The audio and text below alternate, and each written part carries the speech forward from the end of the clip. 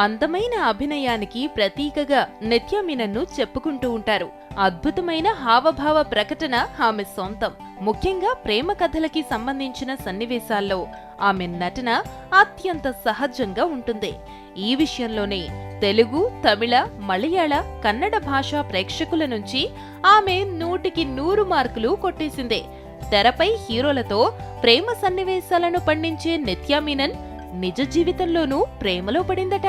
ఈ విషయాన్ని ఆమె స్వయంగా చెప్పింది. కాలేజ్ రోజుల్లో ఒక అబ్బాయితో ఆమె ప్రేమలో పడిందట. అతని ధోరణిని దగ్గరగా పరిశీలించాక జీవితాంతం అతనితో కలిసి ప్రయాణించడం కష్టమని అర్థమైందట. అంతే, ఆ ప్రేమకి బై చెప్పేశానని అంది.